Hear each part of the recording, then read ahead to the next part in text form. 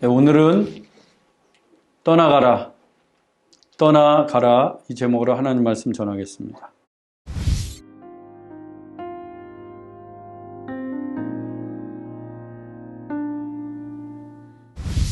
우리 신앙에는 두 측면이 있습니다.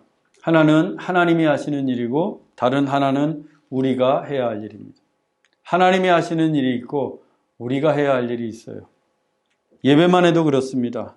우리를 이곳 예배의 자리로 부르신 분은 하나님이십니다. 또 예배를 통해 하나님은 우리에게 말씀하시고 우리의 기도를 들으시고 우리를 축복해 주십니다. 이 일들은 하나님이 하시는 일이에요. 반면에 그 하나님의 부르심에 순종해서 예배에 참석하고 하나님을 찬양하고 하나님께 기도하는 건 우리가 해야 할 일이에요. 또 말씀을 듣고 봉헌하는 것도 우리가 해야 되는 일입니다. 이렇게 예배에는 두 측면, 하나님이 하시는 일, 그리고 우리가 해야 할 일이 있어요. 교회도 두 측면이 있습니다. 교회의 머리는 예수 그리스도입니다. 교회의 주인은 예수님이세요. 그리고 교회의 몸은 우리 그리스도인입니다. 우리가 그리스도의 몸을 이루고 있는 지체입니다. 이 머리와 몸, 이 둘 중 하나만 없어도 교회가 될 수 없어요. 선교도 마찬가지입니다.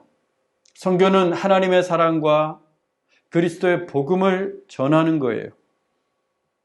우리에게 선교지로 가라고 하시고 또 구제하라고 말씀하시는 분은 하나님이십니다. 그 하나님의 뜻을 따라 선교사가 되어 선교지로 나가고 구제헌금을 보내고 선교지를 위해 기도해야 하는 것은 우리가 해야 할 일이에요. 역시 둘 중 하나라도 없으면 선교 사역이 불가능합니다.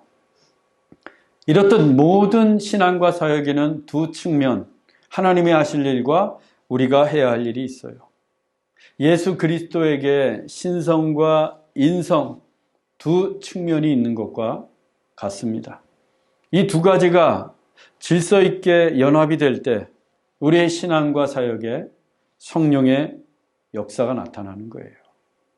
우리 힘만 가지고 될 수 있는 것도 아니고 하나님의 말씀만 가지고 될 수 있는 일도 아니라는 겁니다. 그런데 가끔 이 둘이 뒤섞이거나 뒤바뀌는 경우가 있습니다. 하나님이 하실 일을 사람이 하려고 한다거나 우리가 해야 할 일들을 하나님께 미루는 경우예요. 그러면 신앙이 무질서해지고 성령의 역사가 나타나지 않습니다. 예를 들면 우리는 종종 이렇게 기도할 때가 있어요. 하나님, 내가 맡은 직분에 충성할 수 있도록 인도해 주세요. 주님 뜻에 순종할 수 있도록 도와주세요. 이상하지 않아요. 우리는 그렇게 자주 기도해 왔어요. 큰 문제점을 발견하지 못합니다. 하나님, 내가 맡은 직분에 충성할 수 있도록 인도해 주세요. 주님 뜻에 순종할 수 있도록 도와주세요.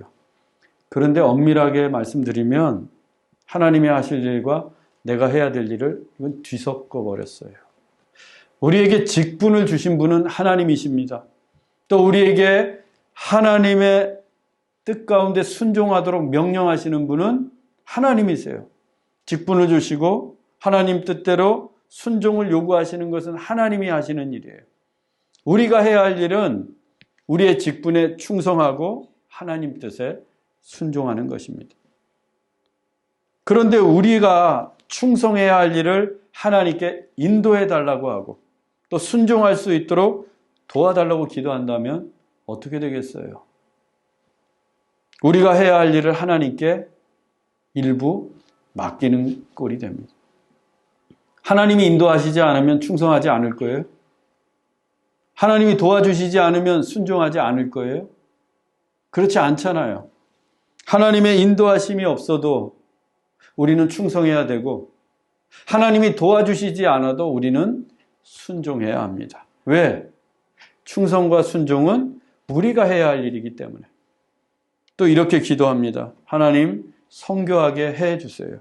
기도하게 해주세요. 사랑하게 해주세요. 뭘 자꾸만 하나님께 해달라고 기도해요. 그러면 우리는 뭐 하려고? 하나님이 이미 말씀하셨어요. 땅끝까지 이르러 내 증인이 되라. 쉬지 말고 기도하라. 내가 너희를 사랑한 것처럼 서로 사랑하라. 그러면 우리는 그 말씀에 순종해서 땅끝까지 선교하고 쉬지 말고 기도하고 서로 사랑하면 되는 거예요. 그게 우리가 해야 할 일입니다. 그래서 이 기도는 하나님, 제가 충성하겠습니다. 주님, 제가 주님 뜻에 순종하겠습니다.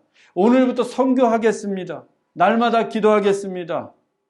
그 사람 미워 죽겠는데 사랑하겠습니다. 이렇게 결단의 기도를 드려야 되는 게 맞습니다.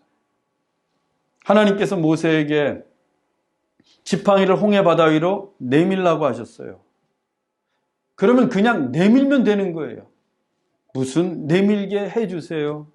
내밀 수 있도록 나를 인도해 주세요. 내밀 수 있도록 나를 도와주세요. 모세가 그렇게 기도했어요? 아닙니다. 그냥 내밀었어요. 내미는 게 우리가 해야 할 일입니다. 하나님이 하실 일이 아니에요. 하나님이 하실 일은 따로 있습니다. 우리가 내밀면 하나님은 홍해를 가르십니다. 그게 하나님이 하실 일이에요. 우리가 홍해를 가를 수 없으니까 우리는 내밀기만 하면 되는 거예요. 우리가 해야 할 일. 그러면 나머지는 하나님이 하시는 거예요. 물론 하나님의 인도와 도우심을 구하는 기도가 무조건 틀렸다는 게 아닙니다. 우리가 해야 할 일을 보다 분명하게 구별하자는 거예요. 하나님께 미루지 말고. 그래도 이런 경우는 좀 나아요. 아예 하나님과 내가 해야 할 일을 바꾸어 버리는 경우들도 있습니다. 예수님이 교회의 머리이시고 우리가 그 교회의 몸을 이루는 지체인데 마치 자기들이 머리인 것처럼 교회 주인 행세를 하는 경우가 있어요. 그러니까 교회에 분란이 일어나고 시끄러워지는 겁니다. 교회 주인은 주님이신데 자기가 주인인 줄 알고 착각해요. 하나님이 하실 일을 자기가 하는 거예요. 하나님의 뜻에 순종해야 하는데 자기의 뜻만을 고집합니다. 또 기도는 하지 않고 하나님에게 축복을 강요해요. 하나님이 우리 종입니까? 우리가 주님의 종이잖아요. 또 하나님께 범사에 감사해야 되는데 범사에 원망하고 불평만 합니다. 뒤바뀐 경우예요. 이렇게 뒤바뀌니까 영혼이 메말라가고 신앙이 엉망이 되고 성령의 역사가 나타나지 않는 겁니다. 여러분, 오늘부터 하나님의 일과 내가 해야 할 일을 명확하게 구분하십시오. 우리가 해야 할 일에 충성하고 순종한다면 하나님께서 우리를 통해 하나님이 해야 할 일을 분명히 이루실 것입니다. 하늘의 축복과 은혜를 여러분들에게 내려주실 거예요. 오늘의 본문도 하나님이 하실 일과 우리가 해야 할 일을 보여주고 있습니다. 본문 17절로 18절입니다. 후에 내가 예루살렘으로 돌아와서 성전에서 기도할 때에 황홀한 중에 봄에 주께서 내게 말씀하시되 속히 예루살렘에서 나가라. 그들은 내게 대하여 증언하는 말을 듣지 아니하리라 하시거늘. 바울은 아나니아에게 왜 주저하느냐라는 책망을 듣고 난 후에 즉시 다메섹의 유대인 회당을 돌며 예수님이 하나님의 아들이심을 전했습니다. 이에 크게 배신감을 느낀 유대인들이 바울을 죽이려고 하자 다메섹에 있던 형제들이 바울을 광주리에 담아 성벽에 달아내려 그를 피신시켰어요. 본문은 그때 다메섹을 무사히 빠져나온 바울이 예루살렘에 돌아왔을 때의 일입니다.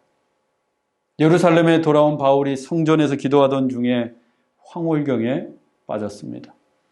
우리말 황홀로 번역된 헬라어가 에크스타시스인데 그 뜻이 황홀하고 놀랍고 신비로운 경지입니다. 황홀하고 놀랍고 신비로운 경지. 이 에크스타시스에서 영어 엑스터시가 나왔습니다. 뜻도 비슷합니다. 바울은 기도할 때 에크스타시스, 황홀하고 놀랍고 신비로운 경지에 이르게 되었습니다. 그렇게 황홀경에 빠져서 주님이 말씀하시는 음성을 듣고 보았어요. 여러분은 기도하면서 황홀하고 놀랍고 신비로운 그 에크스타시스, 그 경지에 이르러 본 적이 계십니까? 기도할 때 황홀경에 빠져서 주님이 내게 말씀하시는 음성을 들어본 적이 있어요? 저는 여러분들도 기도 중에 에크스타시스를 경험하기 원합니다. 기도할 때 주님의 음성을 듣기를 원합니다. 물론 쉽게 일어나는 일이 아니에요. 제가 목사지만 기도하면서 그 에크스타시스에 이르는 일이 매우 드물게 일어납니다. 하지만 분명한 것은 누구라도 기도하면 기도 중에 그 경지에 이를 수 있다는 거예요.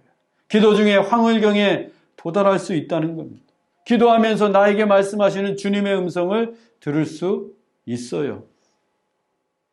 우리도 우리 인생에도 이런 일이 일어나야 하지 않겠습니까? 우리도 예수 믿는 사람인데 바울처럼 그 높은 경지에 이르는 기도를 드려야 하지 않겠어요? 대충 하는 기도, 마지못해 하는 기도, 때우기식의 기도, 내 욕망만을 채우는 기도는 결코 에크스타시스, 그 경지에 이를 수 없어요. 이런 기도는 하나님의 응답도 받을 수 없습니다. 지난 금요 예배 때 기도가 믿음의 훈련이라고 배웠어요. 기도는 믿음의 훈련이다. 우리가 다 같이 하나님을 믿고 있습니다. 그런데 믿음의 크기는 똑같지 않아요. 큰 믿음이 있는가 하면 작은 믿음이 있습니다. 겨우 믿는 사람이 있고 순교할 정도로 대단한 믿음을 지닌 사람도 있습니다. 그런데 중요한 것은 하나님의 은사와 축복은 믿음의 분량에 따라 달라진다는 거예요. 믿음의 크기와 정비례합니다. 그런데도 우리는 하나님의 크고 놀랍고 엄청난 은혜와 축복을 기대하면서 내 믿음의 크기는 생각지 못해요. 내 믿음의 그릇은 작은데 하나님께 그냥 크고 놀라운 은혜만 부어달라고 합니다. 그러면 하나님이 아무리 부어주셔도 요만큼 뿐인 거예요. 왜? 내가 받을 수 있는 그릇이 작기 때문에. 믿음의 분량을 키워야 됩니다. 내 믿음의 그릇을 키워야 돼요. 깊고 넓고 크게 만들어야 돼요. 무엇을 통해서? 기도를 통해서. 기도가 믿음의 훈련인 거예요. 믿음의 훈련이 잘 되면 믿음의 분량이 넓어져서 하나님이 주시는 축복을 받을 그릇이 커지는 겁니다. 믿음의 그릇을 키워야 합니다. 내 믿음의 분량을 키워야 돼요. 그게 기도 훈련을 통해서 가능하다는 겁니다. 그런데 어떤 훈련이든 한 번에 끝나는 훈련은 없어요. 한 번 열심히 기도했다고 해서 믿음의 그릇이 대번에 커지는 게 아니에요. 어느 정도 성과에 이를 때까지 그 훈련이 지속되어야 합니다. 에크스타시스, 그 황홀경에 이를 때까지 기도의 훈련을 지속해야 돼요. 성경을 보면 환상을 본 사람들의 이야기로 수두룩합니다. 그들이 어느 때 환상을 보았습니까? 기도할 때예요. 예외 없이 기도할 때입니다. 베드로가, 바울이, 이사야가, 엘리야가 다 기도할 때 주님의 환상을 보았어요. 그리고 그 환상이 그들의 인생을 일평생 이끌어갔습니다. 여러분, 기도하십시오. 정말 쉬지 말고 기도하세요. 작심하고 기도에 도전해 보세요. 그래서 기도의 에크스타시스, 그 황홀경에도 빠지고 우리의 믿음의 그릇도 키워서 하나님의 크고 놀라운 은혜와 축복도 받을 수 있기를 주의 이름으로 축원합니다. 바울이 기도 중에 들었던 말씀은 속히 예루살렘에서 나가라는 말씀이었어요. 예루살렘에서 나가라. 왜냐하면 예루살렘에서는 바울이 아무리 예수님을 증언해도 유대인들이 듣지 않기 때문입니다. 유대인들 입장에서 보면 바울은 배신자라고 했습니다. 배신자가 전하는 증언을 누가 들어주겠어요? 그것도 그들이 십자가에 못 박아 죽인 예수를 하나님의 아들이라고 증언하는데 그걸 누가 듣겠어요? 듣기는커녕 바울을 죽이려고 할 것입니다. 그래서 예수님이 속히 예루살렘에서 나가라 라고 말씀하셨던 거예요. 그런데 바울이 현실 감각이 없는 건지 자신의 과거 이력을 지나치게 신뢰합니다. 본문 19절로 20절입니다. 내가 말하기를 주님, 내가 주를 믿는 사람들을 가두고 또 각 회당에서 때리고 또 주의 증인 스데반이 피를 흘릴 때 내가 곁에 서서 찬성하고 그 죽이는 사람들의 옷을 지킨 줄 그들도 아나이다. 바울은 아직도 유대인들이 자기를 인정해 줄 것이라고 생각하고 있습니다. 왜냐하면 자신이 주를 믿는 사람들을 옥에 가두고 회당에서 그리스도인들을 때리고 또 스데반이 유대인들이 던진 돌에 맞아 피 흘릴 때 곁에 서서 박수치고 스데반을 죽이려는 사람들의 옷을 지켰다는 사실을 그 유대인들이 다 알고 있기 때문이라는 거예요. 가끔 과거에 갇혀 사는 사람들을 보게 됩니다.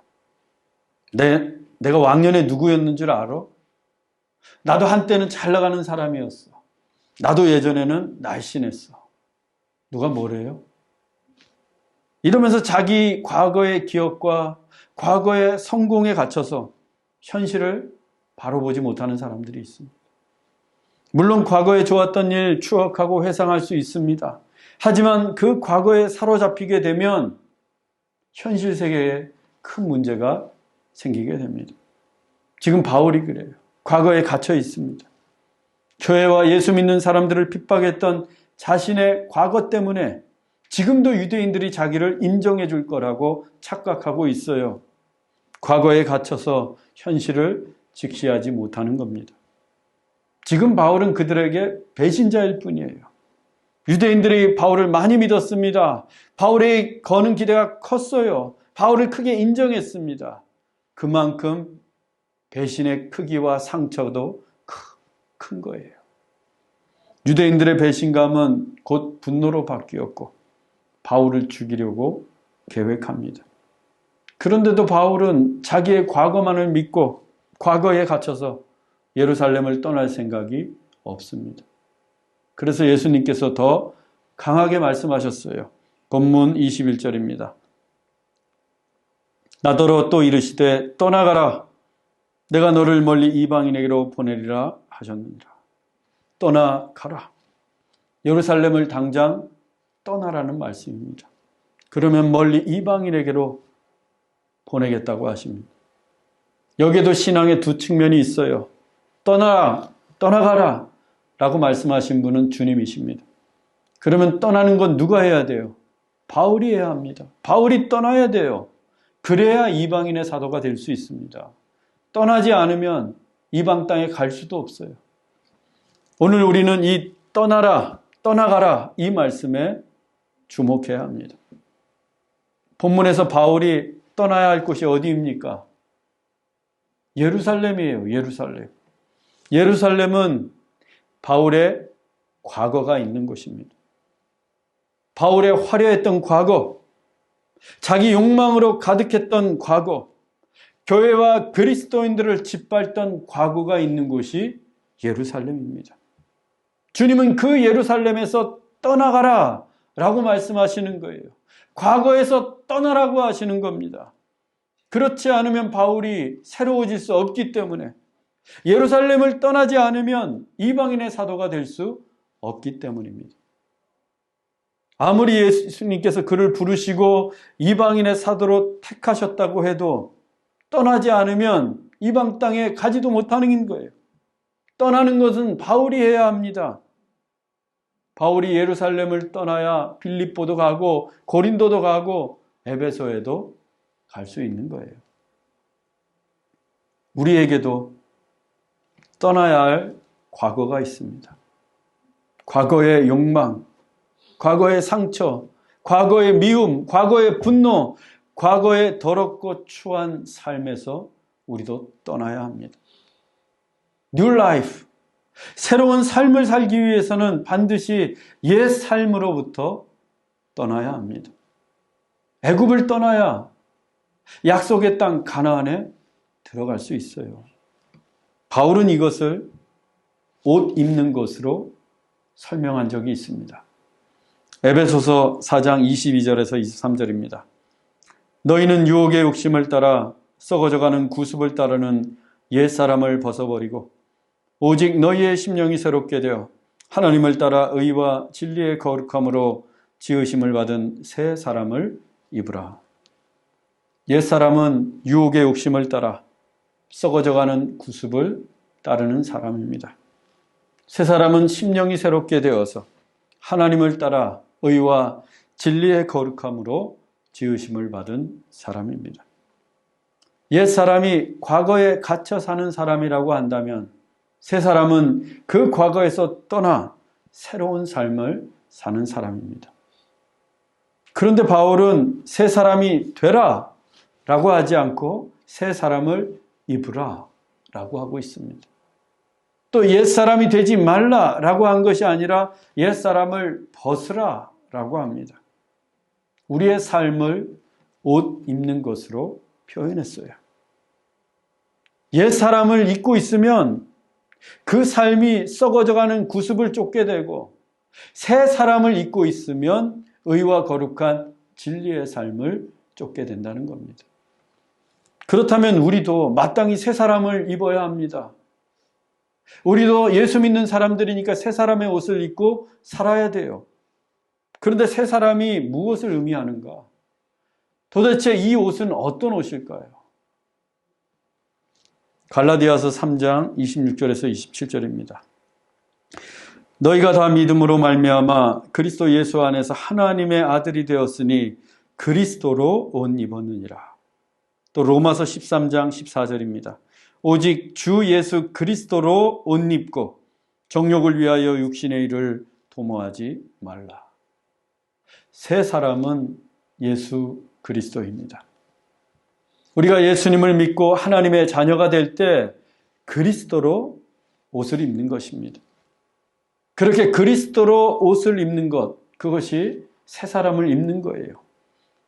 또 그리스도로 옷 입을 때에만 과거의 정욕과 육신의 일도 이겨낼 수 있습니다.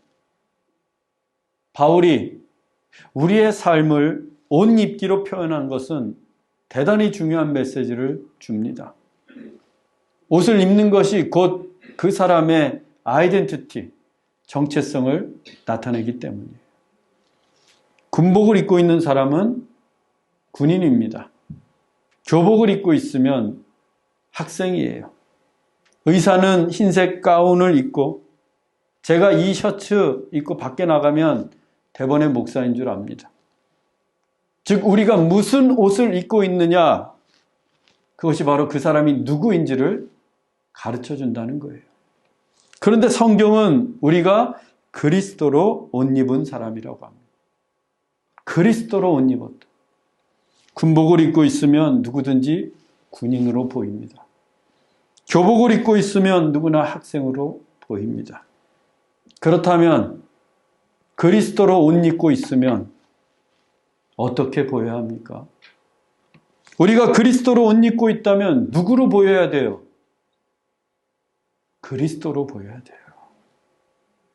우리가 예수님으로 옷 입고 있으면 예수님으로 보여야 합니다. 그래서 하나님이 말씀하셨어요. 너희가 다 믿음으로 말미암아 그리스도 예수 안에서 하나님의 아들이 되었으니 그리스도로 옷 입었느니라. 하나님의 아들은 예수님이신데 그 예수님을 믿는 우리도 하나님의 아들이 되었다고 하십니다. 왜? 그리스도로 옷 입었기 때문에.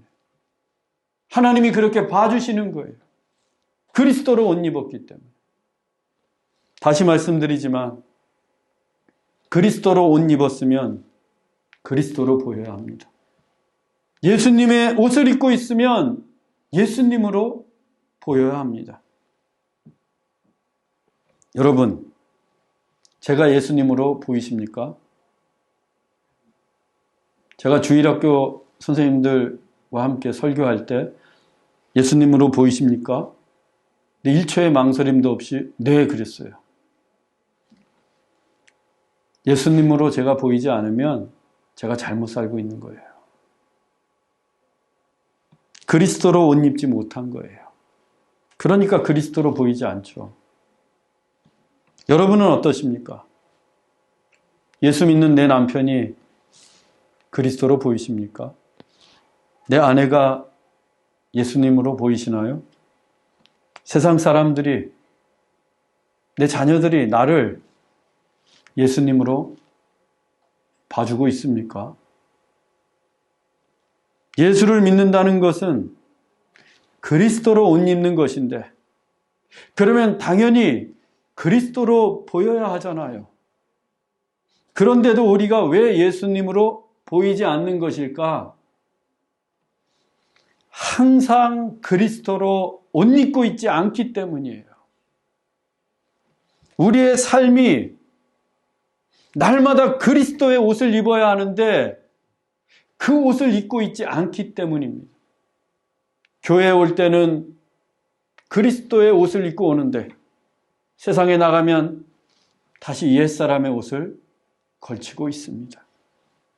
예수를 믿는다면 그리스도라는 옷 한 벌로 살아야 하는데 내 삶의 옷장에 옷이 너무 많아.